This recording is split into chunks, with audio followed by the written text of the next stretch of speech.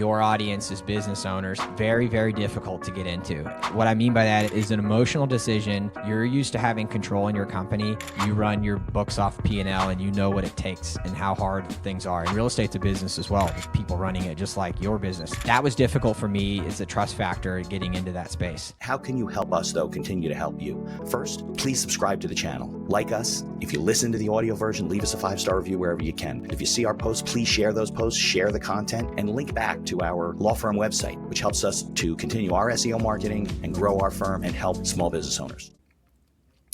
All right, everyone. Welcome back to another episode of the show. I'm Mitch, Beinhaker, your host. Thanks for tuning in again. I always say if you're listening to us on your favorite directory and you can leave us a review, leave us a 5-star review, helps us to continue to promote the show. We are continuing to build the YouTube channel, so if you're watching us on video and seeing Ian, Texas, I think you're in Texas, right, Ian? Texas, Ian, Austin. Texas. Yeah, he's in Austin, and I'm in New Jersey. Like the show, subscribe, share it, and keep people tuning in. So I always remind everybody that everything we discuss on the show is for entertainment purposes only. It's not to be construed as advice of any kind, legal or otherwise. And if you're listening to something that Ian says or that I say, and you might make decisions based on that information, always check with local licensed professionals before doing so. All right, Ian, thanks for coming on the show. I told you I just moved my son to Fort Worth, so he's like 2.5 hours from you.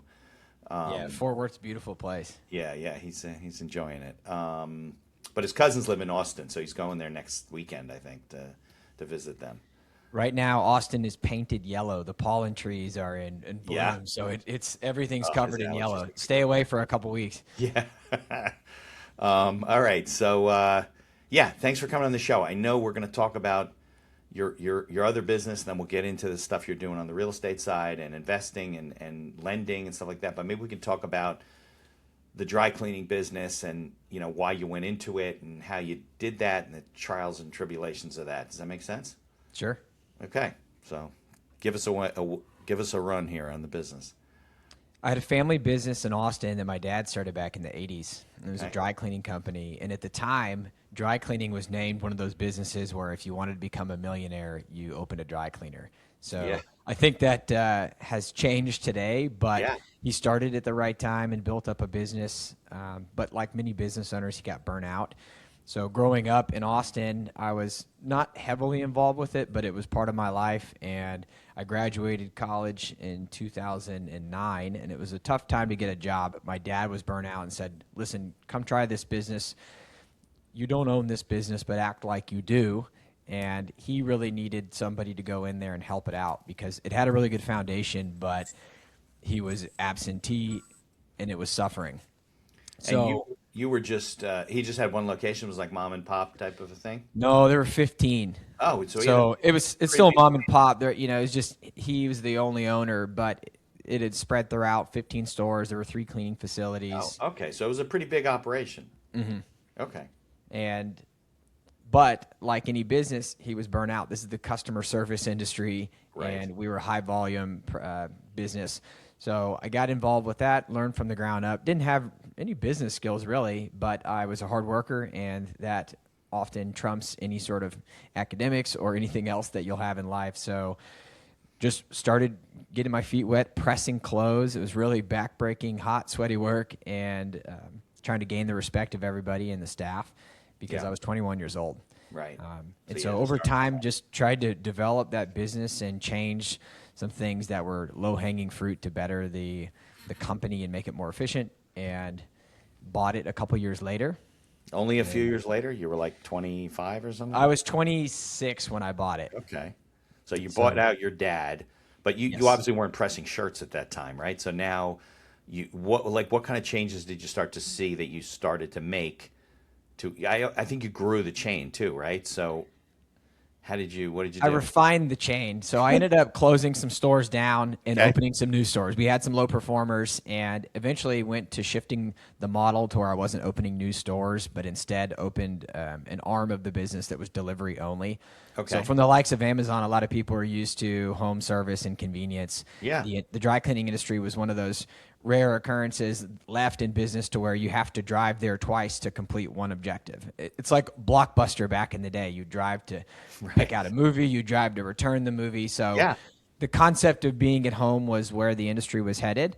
But I'd like to say that a lot of things changed when I became owner. But since my dad wasn't involved with the day-to-day, I had already taken on that role, at least internally in my head, prior to actually owning the business legally. So after we did the buyout, I ended up still trying to bring more people in to where I wasn't at the center of everything. But this process took a long time. It led to my burnout eventually too, because not having the business acumen that I should when you get into a business of that size, you only know what you know. Right. And unfortunately, I ended up putting myself in the center of many of the processes, and I ended up years later could see that I was a bottleneck in this business as I began to develop. You're doing too many things, right? That's right. Yeah, I was very, very involved. So I was still pressing shirts, not daily, but for example, I would go in and I wanted to be able to do every role equally or better than some of the others. It was just the way I operated. So I would spot clothing to take out stains, drive the delivery trucks if a driver didn't show up. That stuff didn't go away, even though it looked like a big business and was by employees and locations. I'm still very involved with the day-to-day. Yeah. So what was the epiphany there? There wasn't an epiphany. You look back years later and you're like, wow, I should not have done that. COVID was a eye-opening experience for that industry. Big time. March. There's no dry cleaning. There's no dry cleaning. People weren't going to work. People were on Zoom a lot, and that changed the trajectory of the business. Yeah. So what ended up happening in this industry were a lot of business owners that weren't prepared or just perhaps had one location. Right. They couldn't survive. You know, nothing shut down. You still had to pay employees if you wanted to keep them. Right. You still had to pay your rent, but there was no revenue coming in. So that was a really difficult time trying to keep. I had this 95 or 100 person operation that was going that I felt was running very smoothly. And all of a sudden, everything stopped. And you have to figure out, how can we survive? I know what my fixed expenses are going to be every month. Right. So I had to lay off a lot of people.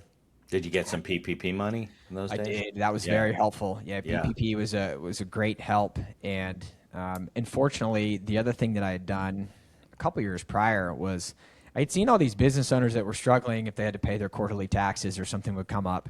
So I ended up setting up years back automated savings every single day. It didn't matter what our sales were. I would take the same fixed amount and put it into an account so that I had that cushion if in the event anything had happened. Like a sinking fund for emergencies. That's right. But it became more than an emergency. It was, interestingly enough, it became an investment platform for the business too, because I would put that money in there. There's too much sitting in my checking account. And I would then go and put it in safe alternatives to earn interest on that money, but make it accessible to where I could still use it when I needed it. Yeah. So I think the combination of those things and the PPP money and just the foundation that we had, we were able to survive the first few years of COVID. And when I say it was a tough time, nearly 85% of my revenue is gone overnight. Yeah, of course. What do you do? So I'm surprised there are people still coming in. Like, how are they getting dry cleaned? It's changed a little bit, but instead of people wearing suits, Austin's a casual place. You're going to get a lot of people wearing golf polos. Yeah. And they're still bringing those in. And you may not necessarily people can take that to the cleaners? Yeah, we have T-shirts that come in, all sorts of things. But the industry is also adapting. So if you don't have a lot of dry cleaning customers, one customer that you do have is the laundry and wash and fold. So just like you were to throw stuff in a washing machine at your house, we now do that as, I say we, the business now does that as pickup and delivery.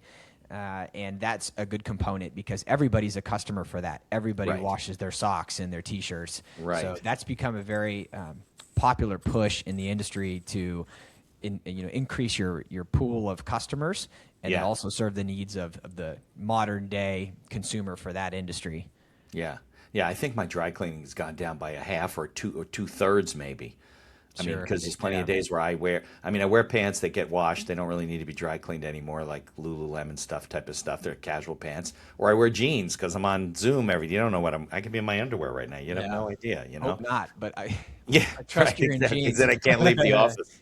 Exactly. But you're right. I mean, look, if I have to go to court or if I have a big meeting, I might wear a suit or an event, right? Like a wedding or something like that. But going to, church or temple, but that's it. Yeah.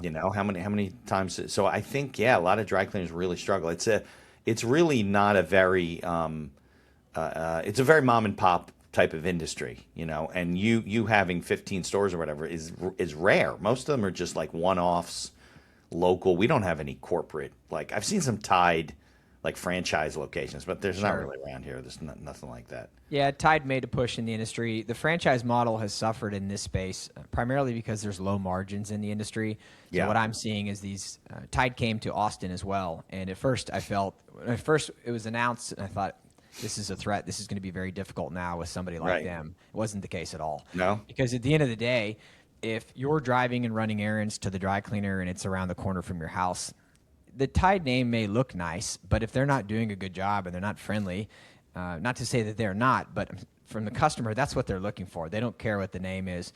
So this was a realization that came quickly because I thought, I'm going to be outfunded. They're going to have better marketing budgets. This is going to be tough to compete. It wasn't the case. No. We had already established a stronghold in the city, and there were a lot of accolades of best dry cleaners in Austin, and all these things had occurred over the years to where we're set up to withstand that. And they didn't do what they thought they would do in Austin. So some of these franchises came in, but the difficult thing in this space is that because the consumer doesn't care as much about the franchise or the name, the franchisee is still having to pay royalties, top-line revenue.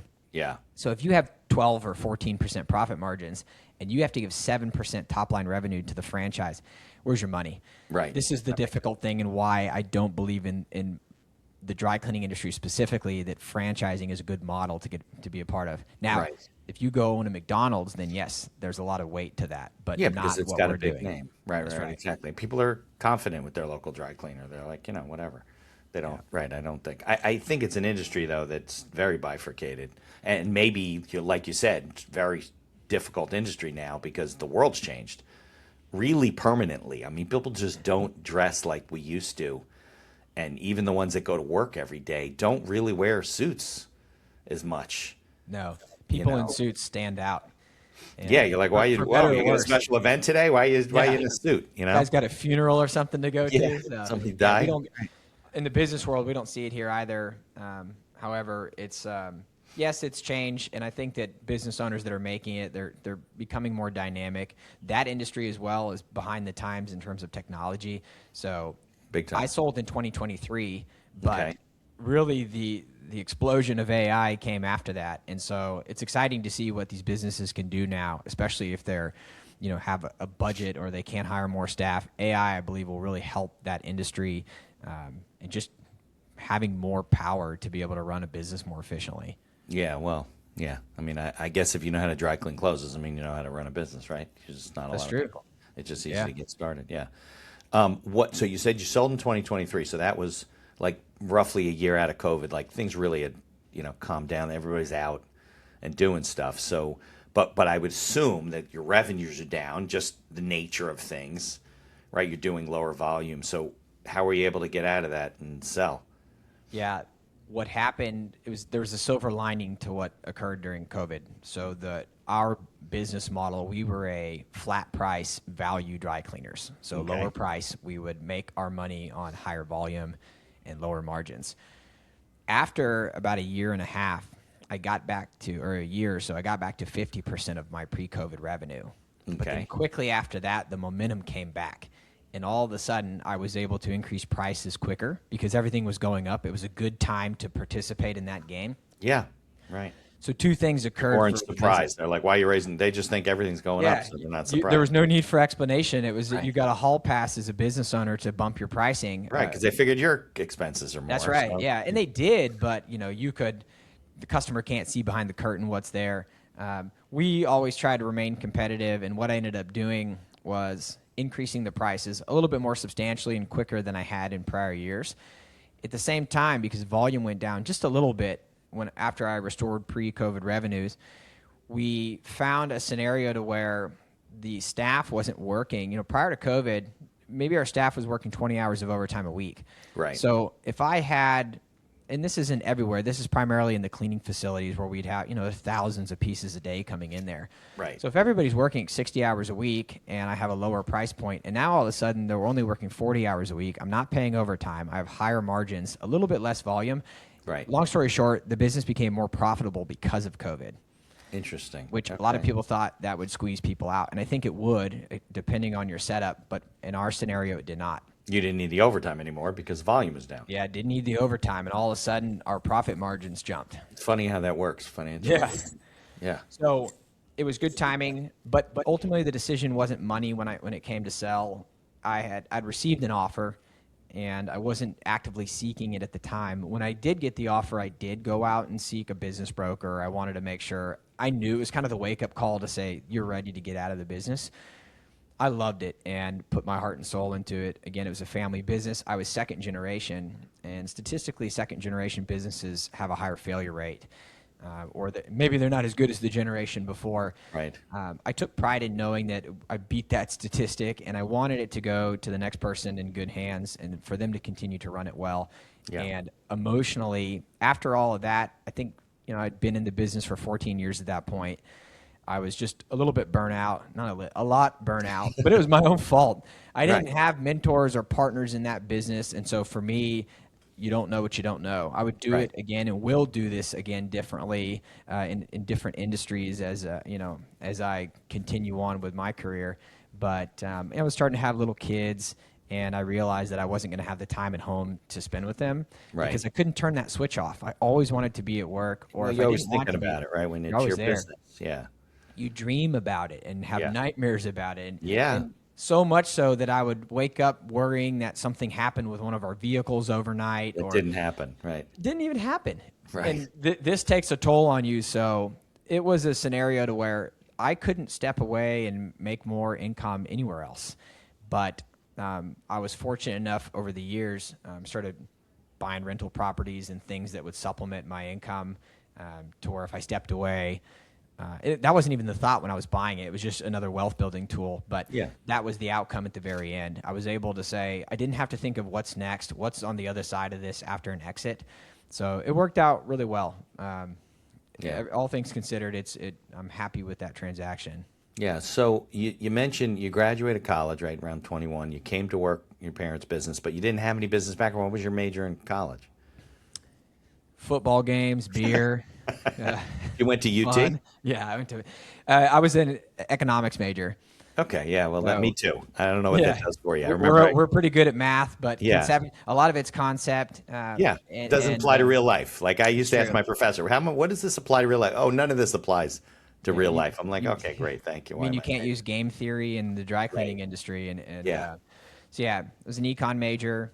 I enjoyed it, but ultimately, you get that real life experience once you get out. And I'm thankful that I took the advice and push of my dad to get into the business because, number one, it gave me confidence, skills, and now running that business, I'm confident to be able to go run any service-based business, anything that involves people, and helping customers. Yeah, but e-commerce, not so much. Don't know anything about that, but did you get a lot from your dad, or did you kind of learn it on your own? Because your business acumen seems to be pretty high. Like you understand the financial side, you understand your profit margins, you understand what controls what in that business. Where did that come from? I don't know if it stemmed from dad or if it's just my character. I care about. I'm frugal by nature, so that's just my personality, and I watch things pretty tightly. Yeah. So, and in business, that translates well because you can't control your revenue, but you can control expenses. So I would obsess over the little things. I'll give you a real life example. There was a time when this was right before COVID. There was a new tariff imposed on steel, and I would buy a lot of hangers. I remember that, right? Yeah. So everyone, you don't think about it for the dry cleaning industry, but it did affect the industry, and prices went up, and the suppliers changing things. The amount of hangers that we would buy and use on an annual basis was substantial, and so for me, if I could save a penny, if a hanger was 11 cents and I could get it down to 10 or 9.5, right? $10,000, $20,000 change, just that little penny. Yeah. So a lot of I was obsessive over those details because at the end of the day, if you can save $20,000 on your P&L and you sell your business at a whatever multiple, let's say a 4 multiple, translates to real money, $80,000. Right. From a penny or a penny and a half. So these things were fun. That's what I like to do, and love the game of entrepreneurship. Yeah, no, a lot of people don't know their numbers. Like they don't spend the time to really know, when a penny makes a difference. I have a couple of clients who are in the like food service. They have like cafes and stuff like that, and it's a real like numbers game when it comes to saving a little bit of money on eggs here, saving a little bit of money on flour, and it all adds up, and it's pennies when it comes to profits and money, and you build that up. But I thought that was an interesting comment. You're like, I have no business background. I come into this thing, I'm pressing shirts. My dad's teaching me, but then you seem to have a lot. So looking back, do you remember like what were some things that you made mistakes that you either had to correct or you would do differently now that happened in the business? You remember any like? There were a handful. Yeah. Specifically, when I first got involved, I got a call from the Department of Labor, and that was kind of scary for me. What I learned quickly, we had delivery drivers, and they were paid salary. I learned that we couldn't pay them salary because of how they were classified and the amount of money that they made. Well, I didn't know that. When I got into the business, they were getting salary checks for the last 20 years prior to that. So it just takes one complaint, and next thing I know, I'm in the Department of Labor building in Austin, Texas, and they say, hey, give me all your employee records. We're going to backdate the last 2 years of everybody that you have on salary that shouldn't be, and you're going to pay for it. Right. So one fine is no big deal, but if you got 100 of them, it adds up. Yeah, it was 6 figures, and in that industry, that was a big deal. So, someone worked for you for 2 weeks or something, and you had to go back and try to find this person. The crazy thing with the Department of Labor was that I asked them, and we were able to negotiate this down, but when I paid that fine, I'll call it, I asked them, what happens if you don't track down these employees? I don't know where they are. And they said, well, we keep it. So it's not given back to the business owner. The Department of Labor goes and does who knows what with it. That was a big wake up. They're supposed to give it to the employees. They can't find these people. They just keep it in the state coffers. Yeah. So that happened. That was a big lesson early on. So we had to change the whole structure of how people were paid. Seems like a simple thing, but I didn't know. You're right. I'm in my early 20s. So all those things over the year you learn. But that was the hardest part about business. You're trying to deliver a product. In this case, it's clean clothes. But that's a small fraction of what the business owner does. You're having to deal, again, you're in law, so you know this very well. You're having to deal with a lot of things, red tape in the industry, environmental restrictions, licensing, nonstop. And then with the rise of having a fleet of vehicles on the road, and you have personal injury lawyers ready for your driver to get a fender bender when they're following GPS. Yeah. All of these things that as a business, you're just like, I want to clean clothes. I'm trying to help the people, but you gotta run that stuff wears on you, but you learn so much, and that's why it's applicable to other businesses and other facets of life, because all that little stuff that comes up, it comes up in every other style of business. Now you're just well equipped to go do it again if you've been in those shoes. Yeah. So when you decided you were going to exit the business, you had a lot of experience. You dealt with a lot of issues. What was your plan? I mean, it sounded like you had been thinking about maybe selling, right? And then somebody approached you, and you're like, well, if I'm going to do this, I want to do it at the right price. So you did that transaction, right? So then what's the next chapter for Ian? Like, what did you have a plan, or you're like, well, I got money now, I don't know what I'm going to do? I wanted to take some time off in the beginning. I didn't feel, for me, money has never been a true motivator. I was driven to do more. So yes, I was happy and satisfied with the transaction. I had taken a couple months off, and then I got very bored very fast. Yeah, because you're used to doing everything. Yeah. I had the identity crisis that business owners go through, whether they retire or they sell or whatever it may be. Right. And afterward, I wanted to go buy another business. Yeah. Knowing that I would do it differently and not have myself at the center of all these operations. My wife, though, told me to slow down and made sure that, she said, look, you put in all your time with this business. You exited for emotional reasons, not financial. I was doing fine. I was doing great in that business. But so don't throw yourself back in there too quickly. Right. And she was reminding me why I got out. And that was helpful. So what I did from there, I told you briefly earlier, I had real estate. I would buy these properties, man. I'm a buy and hold type of guy. So like rental properties, you're renting rental two-family properties, homes or whatever. single family homes. Got And, it. you know, this was starting 10, 12 years ago. I'm at 12 or so. Started buying rentals. Then that transitioned into smaller commercial properties, you know, Okay. renting them out It's all to in the Austin or Texas mostly area. Austin area. And Okay. I've since expanded, but that was, you know, it was just stuff. I was actively managing those. Right. So you And can, within driving distance, you can go and yeah, do. you Okay. want them within, you want to be able to, you know, I was a business owner. I rented spaces from people. I knew what it was like. And, you know, I was close to all these projects. Then you realize that this takes a lot of time and a lot of money to keep doing it one at a time. And so when I sold the business, there were a couple things. Number one, I needed, or I was going to have a larger tax bill than normal. There was an exit, a liquidity event, and I quickly, at the end of 2023, tried to figure out, is there a way to possibly reduce my taxable burden that's going to come up? And Right. real estate Well, has a tax lot of, planning. that's right, yeah. It's not what you earn, it's what you keep. You know, you get this big Always. event. It's very painful for anyone that's gone through an exit to write a check that, you know, that is substantially Right. larger You're than like, you you're not think getting you a should be million giving bucks away. and you're getting 650,000. You're like, what? You know? Yeah. Yeah. And Yeah. so it's funny to me when people say, you know, people are paying their fair share of taxes. And if those out there only knew what sometimes goes out the door, it's eye-opening. So my intent was to make sure that, okay, how can I do something that's going to help my family and build some wealth, but hopefully reduce my taxable income? Be more And tax because you couldn't really do anything with the sale of the business. It was what it was. You had depreciated the business. You're going to it's recapture, true. right? Yeah. And Yeah. the way it was structured as well, you know, most of that business sale was taxed on capital gains. So Yeah. the assets in the business were relatively low. Those were taxed at my ordinary income rate, but that was a small component of that business. So the remainder was taxed. The remainder of the purchase was "quote unquote" goodwill and not assets. So there's a lower tax rate for that. All to say, real estate was what I enjoyed. I knew that I couldn't jump into a lot of projects very quickly at the end of 2023, and I discovered passive investing.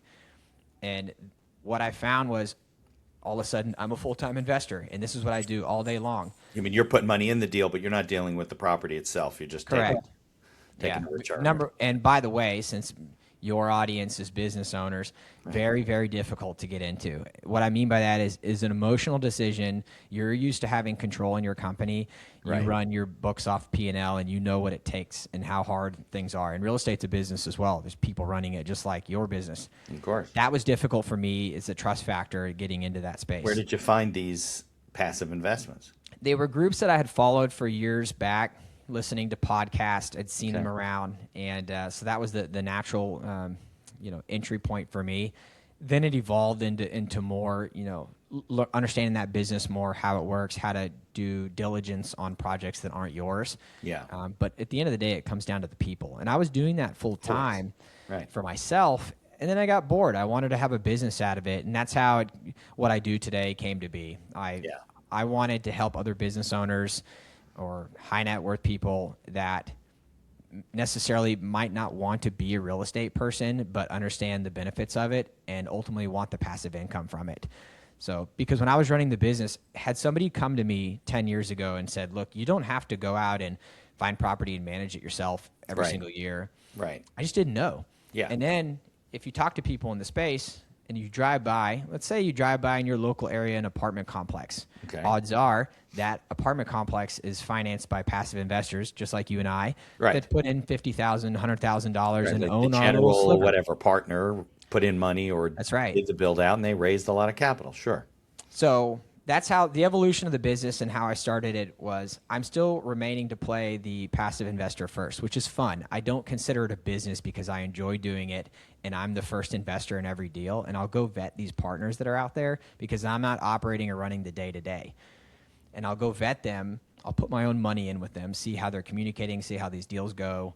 And then ultimately, if it comes time for me to bring more people in with me, these are friends, family, colleagues, and now our network that we've built, there's a much stricter criteria. They're getting background checked. I'm flying out to these properties, doing everything I can to So protect this is still in everyone a else's. passive pool of people that are investing Still with passive, yeah. the We're all guys that put passive, up a but building or something. my role is slightly more active when I'm the facilitator of other people that are going to invest with me. Active from a due diligence standpoint. You're That's not running correct. the Yeah, building. You're making sure this guy is not, on a beach somewhere and he's sending you a brochure and he doesn't have any real estate, right? yeah. Because for passive investing, everything it's passive for the people putting in the money. It's very active for the person on the other side.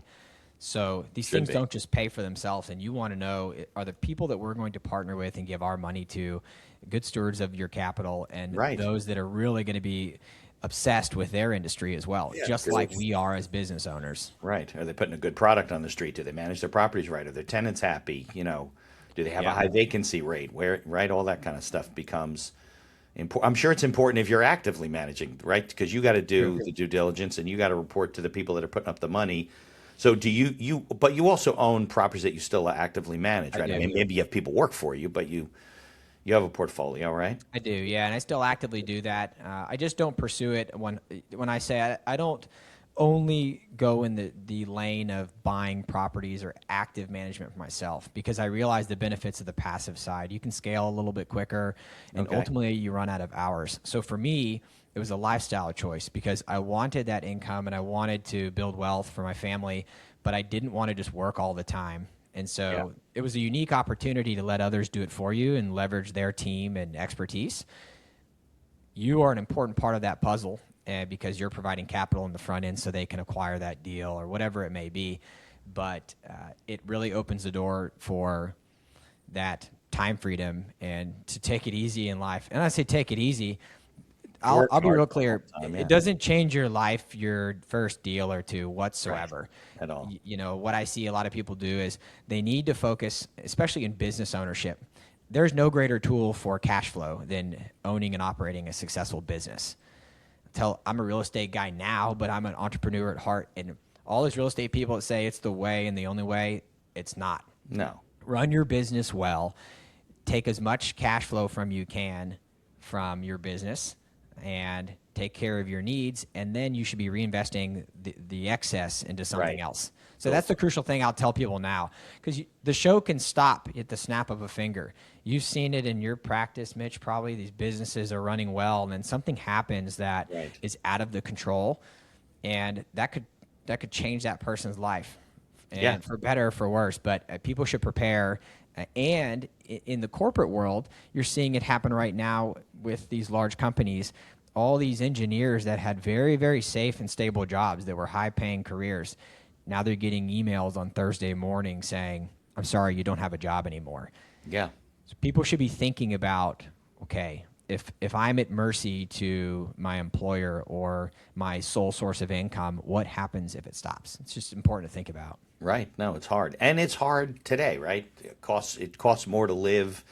Companies don't have pensions. They expect you to pay for, your health insurance, your kids' college, your all this type of stuff. Put money in your 401k and then think that you're going to have money left over, and it's in a lot of cases it's difficult. Now, do you remember any deals that you got involved with that you're like that didn't work out, that were you did your due diligence but you're like, "Oh shit, we screwed Yes. that up?" Yeah, okay.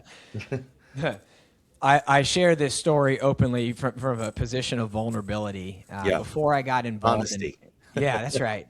Before I got involved in raising capital or bringing people to invest with me, like I said, I was just doing it myself. Yeah. And early on, I was excited about it, and I thought, okay, this is a great way to get involved. And I thought I knew how to do proper due diligence on operators, and it turned out to be wrong. Okay. So we talked about real estate being a people business, and what I found out quickly was a lot of these relationships with what I do now, it comes from trust and relationships, and it's course. all about who's running it. Right. Usually I'm a pretty good judge of character, so I thought, but some of the questions in this space that I just didn't know, simply, even though I was in real estate and I would do it myself, the contracts are different. The way that you can underwrite them is much different. I was underwriting when I bought my first single family rental. Yeah. I don't even know if I wrote down the underwriting on a napkin. Like, it was that simple. You know what you have to pay, and you know what rent is, and you know how to make a difference. Right. Now, The underwriting models that are common and you should receive in this industry are massive. They might have multiple pages, hundreds and hundreds of cells that It's all like a work together. prospectus, right? That's right. And so if you haven't seen this before, number one, it's a process and it takes some time to learn. But the thing that it comes down to is really understanding what's going to happen with the business, where your capital is going, and just to make sure that it aligns with who you are and your risk profile. So my personal example, it was something to where I put into a project. The problem with this one, again, was the individual. The product and how this investment was going to make money, it would have worked had the operator put the money where it was supposed to go. So this is a problem in the industry. People, when I first started searching for background on this individual, it was, typing in their name with the word scam and fraud and Ponzi. And I did everything I could to try to protect myself, and none of it was there at the time. Yeah. About 6 months later, it was all over the internet. And I was like, oh, man. But I'll tell you this. So number one, I'll lose my entire investment in that. But I'm a person that looks for silver linings in everything. I told you COVID was a silver lining with my business. They're all learning experiences. Right? Everything's a learning experience. And for me, this was an expensive one, but it was crucial because if I'm going to be in the business of helping others, I should have suffered a loss. I don't know. I think it's just helpful to put things in perspective. You learn more that way, right?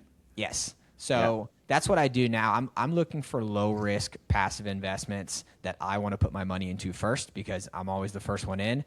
And I think it's a little bit different than many businesses where if some advisor is giving you a large list of options and they say, hey, this is good, or they get fees from it. This world is way different. It's set up to help the passive investor first, and I get to be an investor with that group as well. So I'm putting my own money into every single one of these deals. Well, that helps, right? You should be putting skin in the game. Then it's suspicious if you're not. Like, why? It's important. If you're to pitch somebody on something and the question comes up, are you putting any of your own money into it? And they're not, I think that's an issue. But if I can go tell somebody, look, we're about to go acquire this.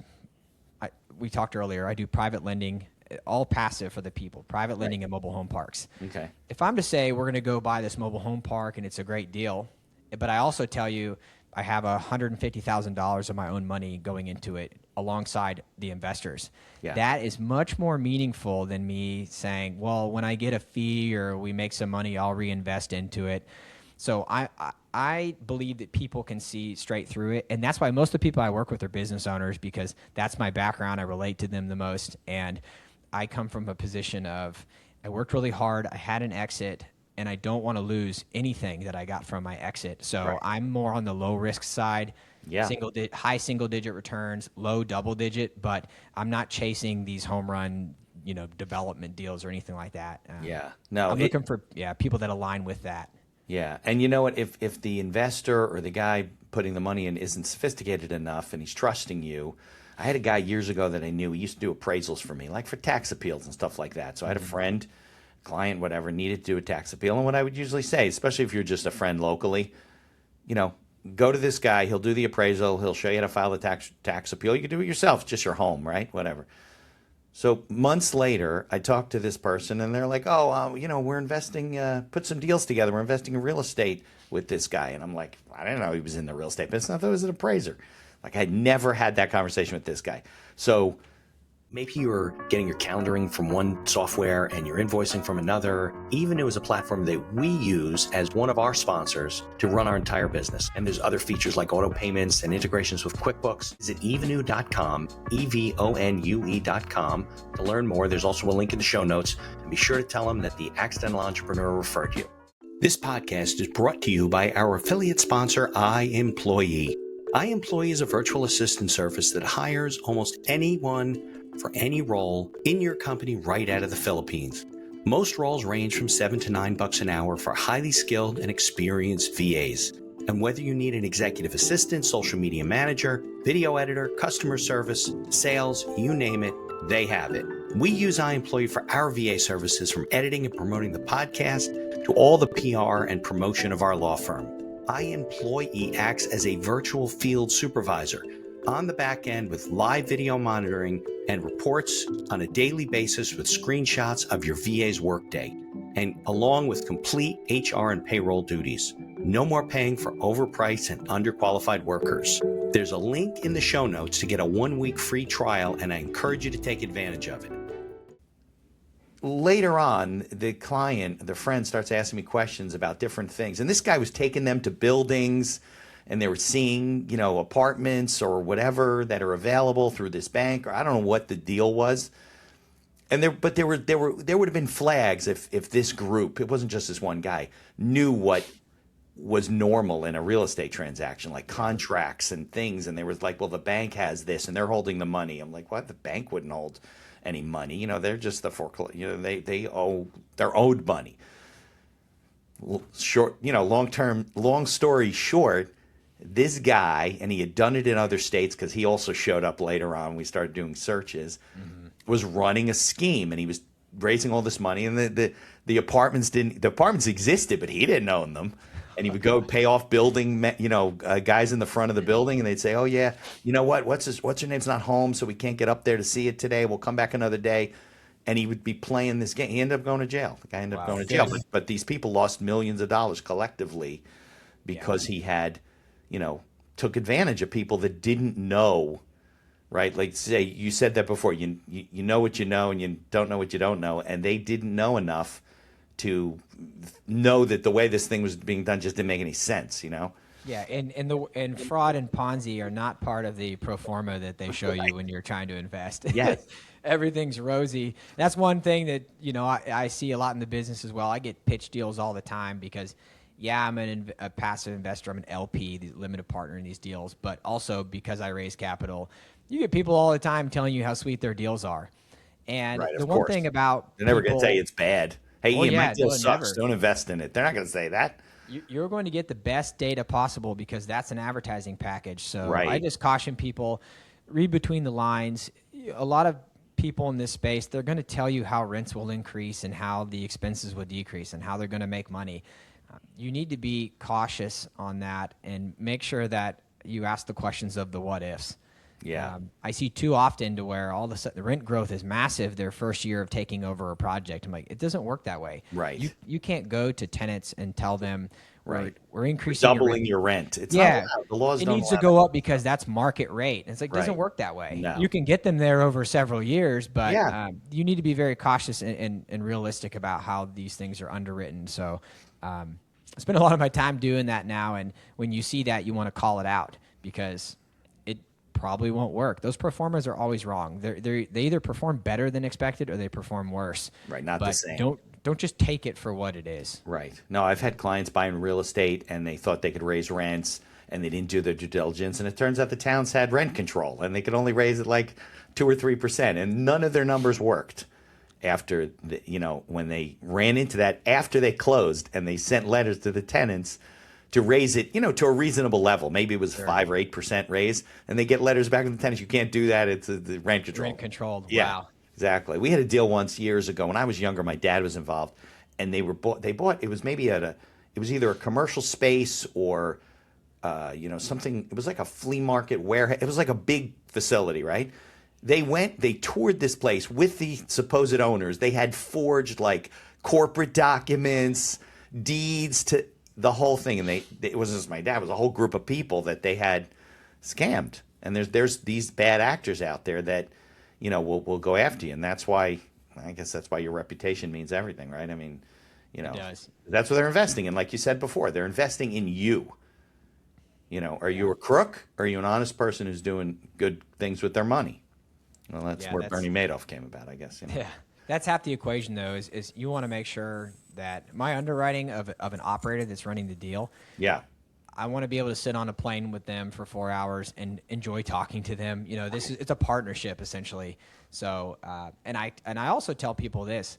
If you're looking in the world of passive investing, and if it happens to be in real estate, make sure you understand how everything will come to be. How do these returns get there? Ask those questions. No question is stupid, because real estate is not a complicated industry. Right. You have rent or a sale, and that's how you make money. So ask a lot of questions and trust your gut. If you are getting pitched by somebody and you feel like it's a slimy pitch or something's not right, just There are thousands of people that do it. So go find someone that locally. A lot of people work, and a lot of investors work with people local in their market. It's not to say you don't have people from other states that, like in our group, that will come in, but primarily it's people that are close to you, because if they're going to give you a $50,000 or $100,000 check or more, that's a big deal, and that's their hard-earned money. So they should know who they're working with. Look. So always trust your gut when you're getting involved with these sorts of things. No, I think some of these returns too. You gotta. It is the adage, right? Sometimes it's too good to be true. Like if you take Bernie Madoff, for example, right? He was posting returns that if anybody would take a step back, they would be like, how is that? Like, why aren't other people doing that? I remember there was a guy who was looking to invest with him, and he was a friend of mine who was also a money manager. And the guy said, oh, well, I have a friend who knows, Madoff, and he can put money in there. In those days, we didn't even know who that guy was. Yeah. Right? And my friend said, you can put money if you want, but you can't do that through me. And he's like, why? He says, because if that was possible, I would be doing it, And the guy lost a lot of money, millions of dollars, Yeah, and, it's sad, too. People trust, and it's very difficult when it comes to that kind of stuff.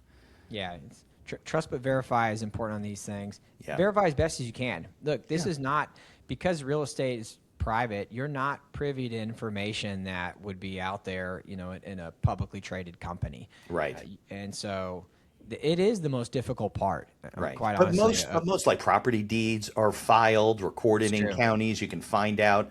Sometimes there's separate companies, but usually if you dig enough, you can find closing documents and people that have signed, and then you're like, wait, this isn't the guy who represented this company. I just did a deal with somebody who foreclosed on a property. They want to remove the tenant. They said, oh, the tenant owns the property, so which is a different path to get the guy out. It's a little bit easier. Well, after I did my due diligence, I was like, this guy doesn't own the property. So, well, his friend owned the property and he put money in and helped him. I go, yeah, but now he's a tenant.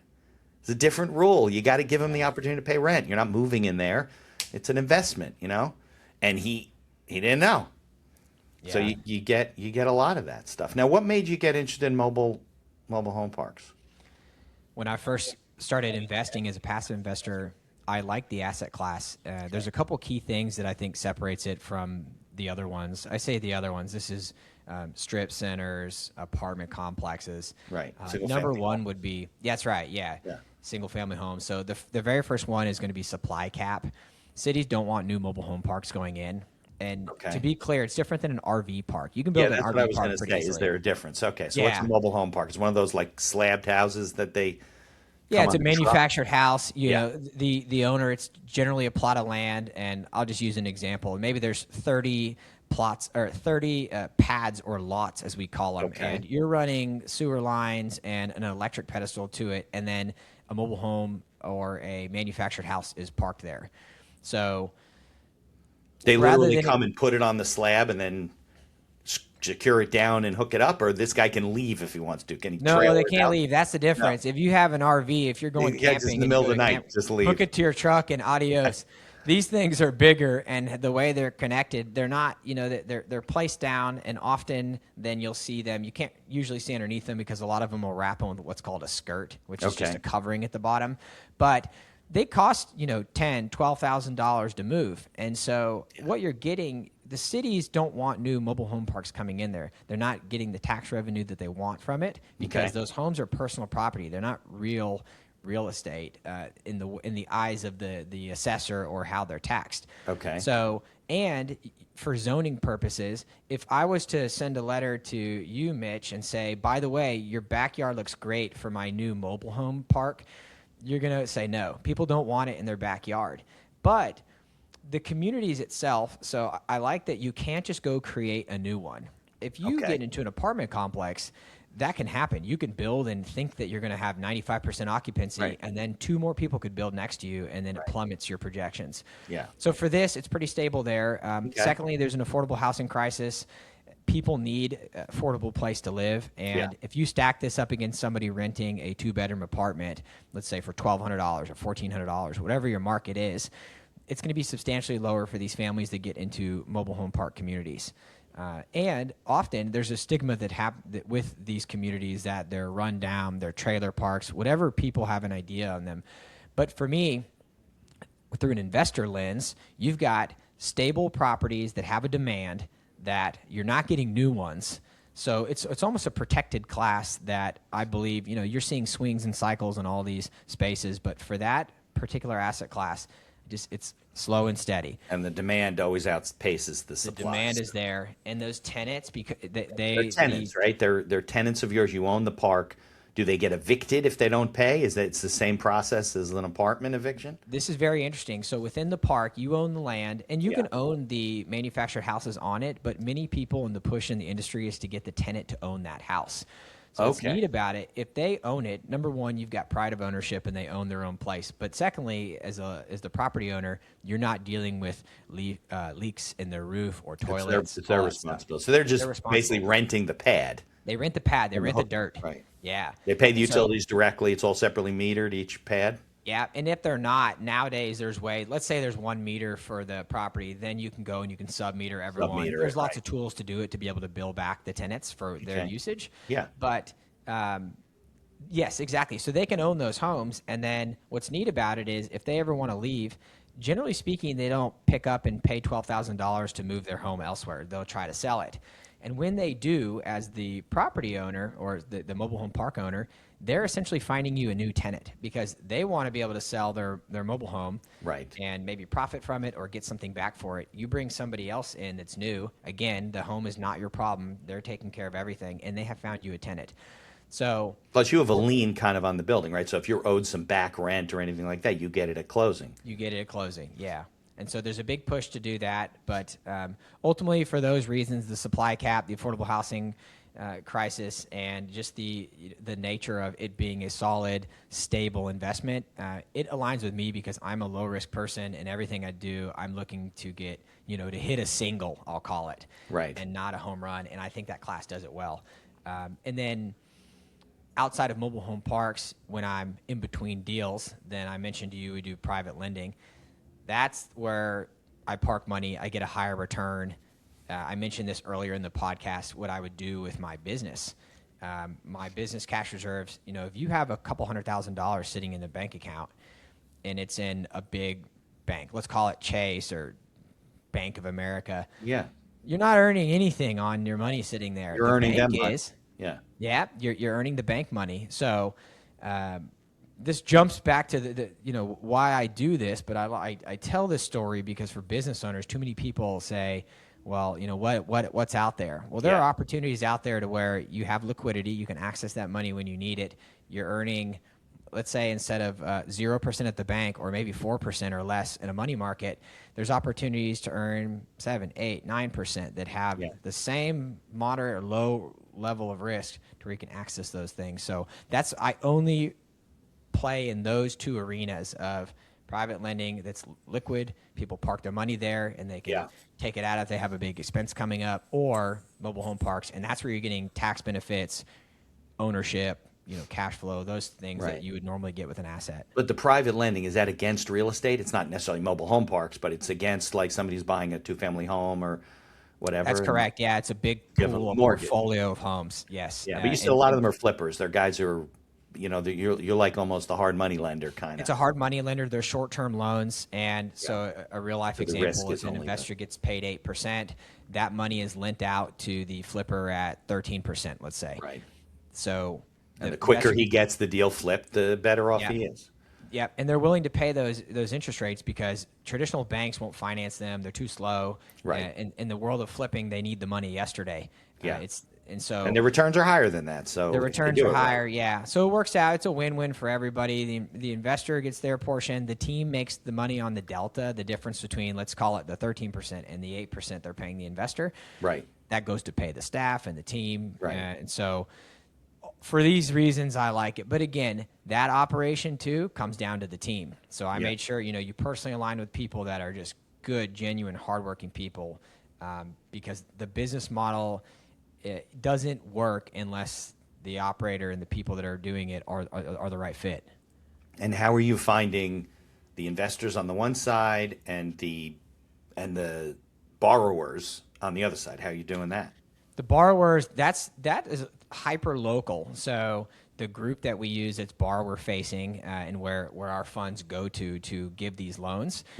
They're going to all the meetups. They have established relationships now in town with banks and individuals that So are it's in like the a flipping broker space. network kind That's of. right. Yeah. So they're actively working. There's a team of about 20 individuals that are part of this group and working hard to get new loans and to keep demand. But often you just have a lot of repeat borrowers. They have a nice smooth Yeah, they're transaction. flipping. They'll They do just it keep again. rolling the money, right? Of course. Yeah, and the security for the people on the back end, when we're the passive investors, we're like the bank. You know, we're giving hard money loans or loans to these groups, and we're first lien position. Yeah. So if you lend at a low value, 65% or 70%, easy math, on a $100,000 home, you might lend $65,000, and if they don't pay, then that home is yours for $65,000. But you have to foreclose, or are they giving you a deed in lieu ahead as to hold in escrow? How's that work? Yeah, I mean, ultimately you have to foreclose on them, and if you go through that process and they don't do it, you have to foreclose. Fortunately, our team, they're all, I'll call it ex flippers, and so it's a little bit unique and unlike a bank.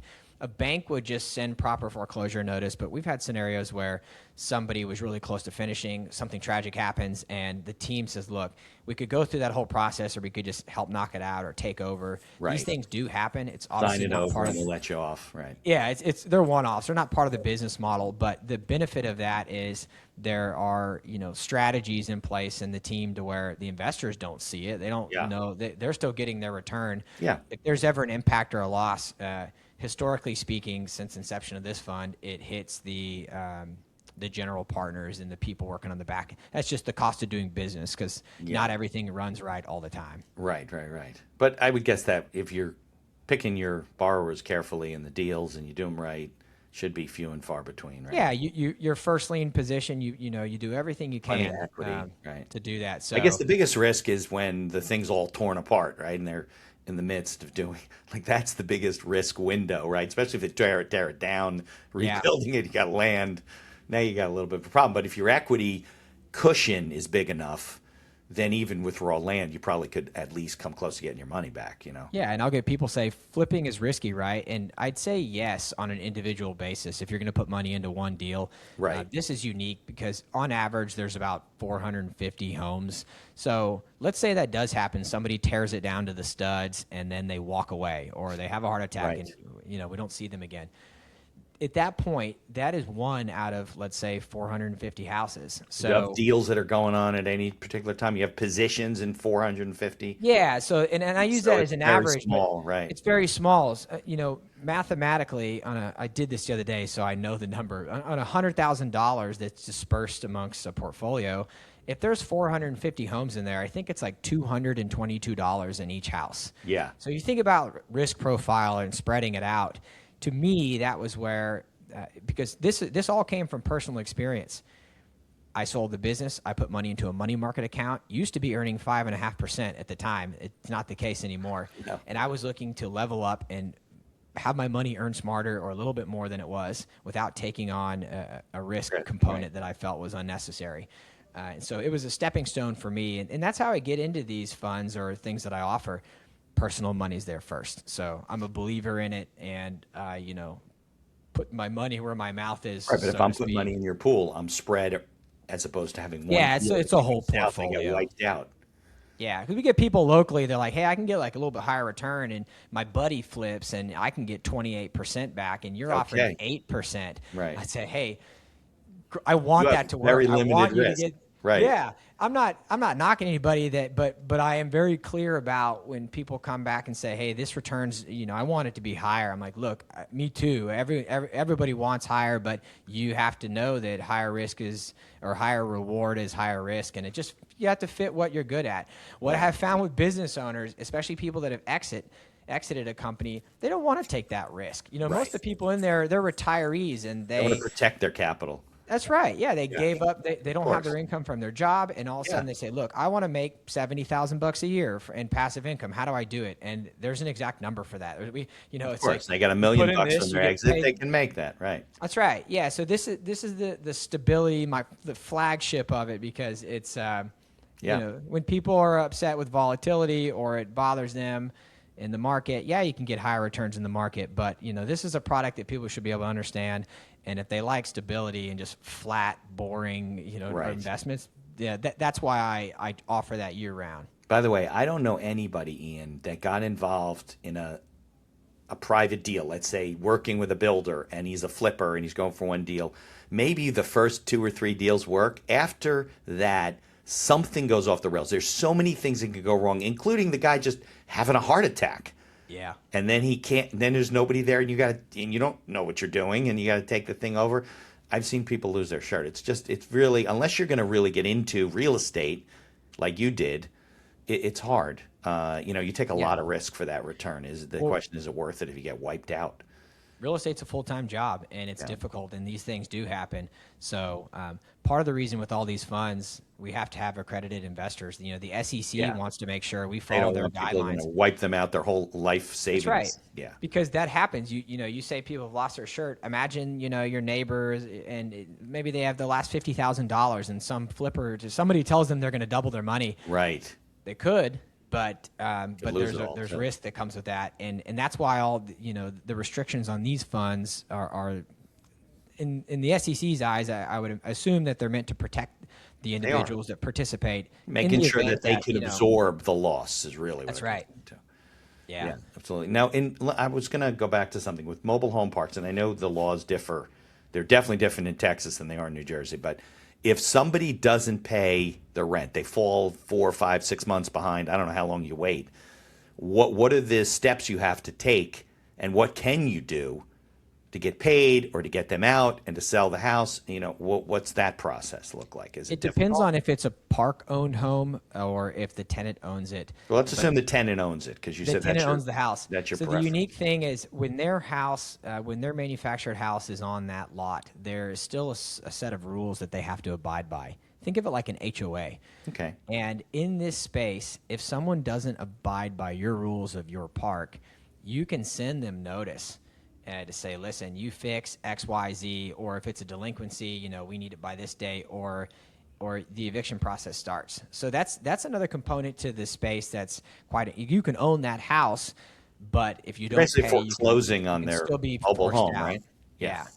And how long? So What's that process take in Texas? How long is that process? in Texas, it's a landlord-friendly state.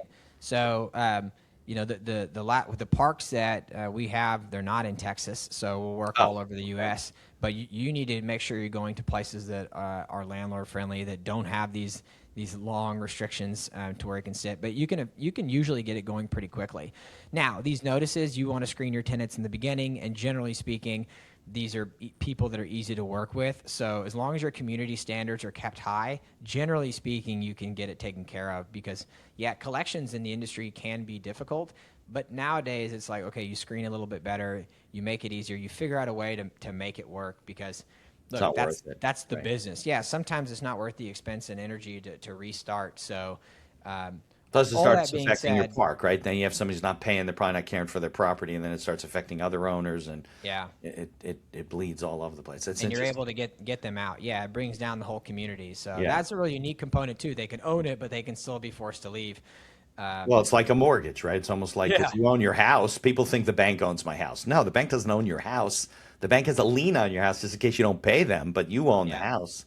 You're responsible for the house. But now I know why you probably don't own any parks in New Jersey. New Jersey is a very tenant-favorable, tenant-friendly state. We have anti-eviction laws that go back to the 70s. Judges are very hesitant to take away people's rights to live in a home, no matter what kind of home it is. It's very hard. Even if you're the owner, you lost in foreclosure, you're now the guy who bought it in foreclosure. You want to get them out. The judge still wants a hearing to see what this person has to say and why they're going to lose their home. So it's just, it's very difficult. Yeah, you just You're better off making a deal, paying them some money to move, helping them move, whatever. That's right. Yeah, sometimes it's not worth the expense, but that's the whole appeal to being in passive real estate, is you don't have to deal with all that. Right. So You deal with it. As a landlord, and I'm active and passive, I do both, and I can tell you, when you have a bad scenario, it is a headache to go in and get things fixed. I had a tenant that walked on a lease, and when I get into this house, start getting bit on my ankles, right? I'm thinking, what's going on? I'm all itchy. there's fleas all Oh, over my ankles. yeah. I've So seen I contacted the cockroaches. tenant. I've seen all kinds of stuff. Oh, Yeah. the I said, worst. this is a funny story. I said, hey, how did that, were you living with fleas? Like, why didn't you ever say anything? And she said, no, they weren't there. They must have come after I left. And I go, huh, they must have noticed the place was vacant and And took moved in. to take over when you abandoned your lease. You know, these things happen, right? And no matter what you do to try to protect yourself on the front end, that's just part of the business. And so I don't know. I have fun helping people that want to get involved, but have the money, but don't have the time or the interest to be in it. That's when it's the perfect formula. Right. I had a client once who we were evicting a tenant, and the tenant posted online that they were renovating their house. They're going to be gutting it to the studs, and if you want to come and take, the copper, whatever, and people came and stripped this house to. I mean, the woman I think it was a woman, got arrested because it was all online. They knew who did it, and whatever, and they took everything out of this house. It was a shell, and it was really basically ready with paint for the next tenant to move in. Sheetrock was gone, the piping, the wiring, the electrical it was all gone. It's awful. Clients- That's what makes you say never again. Right. Of course, people have those experiences. But, you can't really get involved in real estate one-off. Like, you can't buy a home and say, I had a terrible experience, I'll never do this again. Yeah. Maybe you won't do it again, but you really need like 3, 4, 5 examples and learn and build a portfolio. Or do it like you said, do it from a passive standpoint and do it that way. Yeah. It takes some time. I just tell people, do it incrementally, make correct steps that are making 1% better, or you're earning a little bit more, and then those gains will stack up. And if you look back in the rearview mirror 10 years ago, you'll be thankful that you did it. I don't believe it's life changing. You hear a lot of this in my space about time freedom and the ability to have all your life funded on passive income, and I do think it's possible, but I will reiterate that there is no better way to generate cash and a good livelihood for you and your family than to own your own business and run it successfully. Yeah. But if you study the wealthy and see what billionaires are doing in family offices, alternative investments in real estate are there in every single conversation. I'm generalizing, but I'm confident enough that I'm pretty close to accurate on that. And they have the capital to do It's a that. part of it. Yeah, absolutely. Well, you don't get rich overnight. I've never seen an overnight, I can do this thing with currency or whatever, and it's a 50% return. That's not possible. How do you know? I checked these guys out. I put money in. They definitely there's no way, because everybody would be doing it. It's just and nobody understands it either. correct. That's always the red flag, right? If you can't understand it, then something they're doing behind the curtain is not kosher. Yeah, you're right. And that's what they want to do. Well, Ian, I can't thank you enough for coming on. We passed an hour on the show, which is good. And so it's like 10:40 there, right, in Texas? That's right. You're an hour behind me. Okay. Have a great weekend. I can't thank you enough for coming on the show and sharing your thoughts and sharing your story. And hopefully there's some people listening that will learn from some of the things we talked about. If people want to get in touch with you, see what you're doing, follow you, what's the best way for them to do that? Yeah, so for any listeners of the show, what we'll do, we'll send a link that will give them We'll put it in the show notes. Yeah, passive income cheat sheet. So if you're curious about how this stuff works, I try to make a simple guide that shows you what happens when you get on somebody's list, distribution list. Yeah. How do they interact with you and so forth. So very good. I wish I would have had that years ago. It's a simple document. So I'd suggest checking that out. And if not, runsteadyinvestments.com. Okay, we'll put both those links in the show notes. Again, thank you enough, and have a great weekend. Thanks, Mitch. In addition to being a podcast host, I'm also a small business attorney, mostly providing legal services in New York and New Jersey. With over 3 decades of experience, we can handle most transactional issues. So if you're watching the show and you encounter some sort of legal issue, reach out to us and visit our website, beinhakerlaw.com. Thanks for tuning into the show and for continuing to support us.